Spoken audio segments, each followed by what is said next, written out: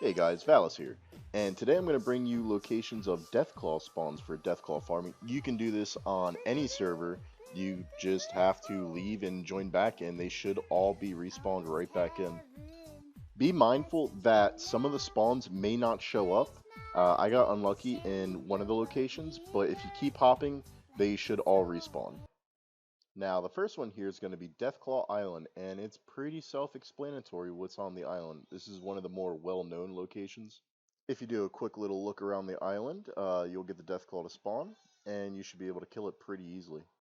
The next location is going to be a place called the Abandoned Waste Dump in the Mire, as I call it my bathroom. Poop joke, starting off strong here, huh?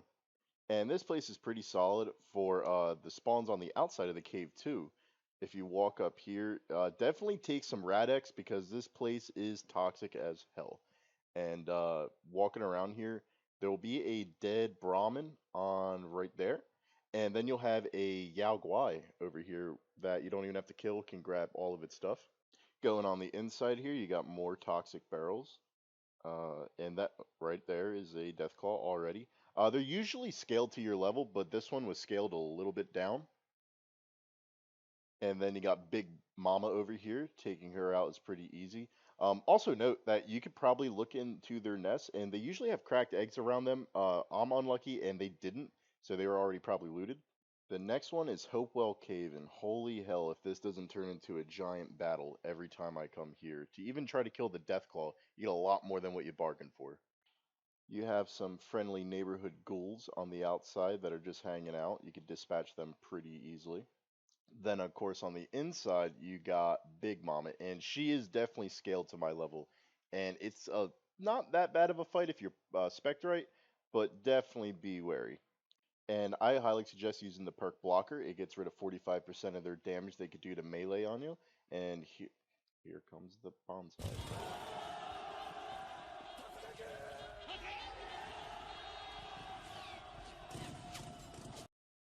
Alright, with the Scorch Bonsai attack taken care of, if we walk up here, there's also a Mega Sloth that spawns up here pretty statically all the time. And also a Scorch Beast seems to want to join in the fight. Oh, and the Tack Dogs, alright. I wasn't pulling your G-string when I said that coming up here was a giant fight, and it's worth it though.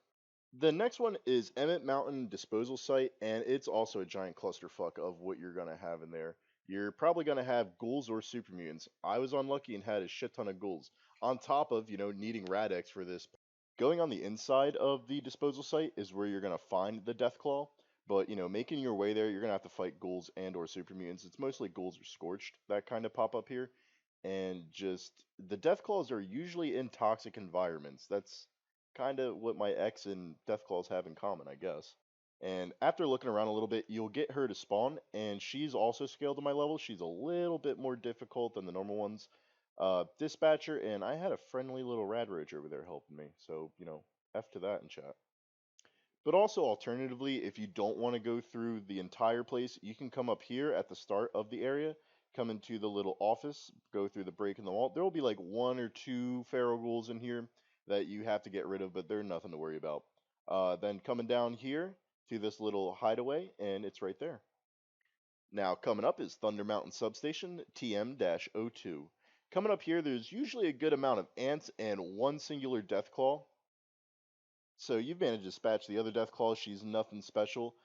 Like I said, usually scale to your level, and she'll be fighting the other spawns in the area. Take her out, and it's pretty easy.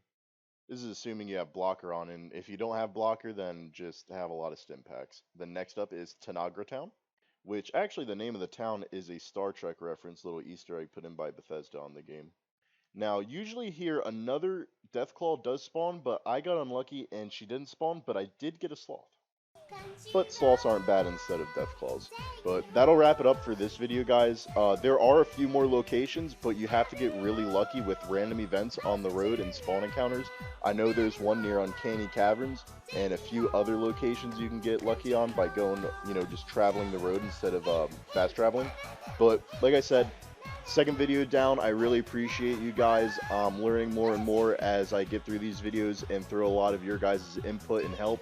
I've already got, a few little a few little tips on other locations that could be of use, more hidden or unknown, not really talked about areas that you can get a lot of different materials, and also a few locations that you could power level with. So look for those in the coming videos that I'll be putting out. Like I said, really appreciate it again, guys, and I'll see you next time. Bye.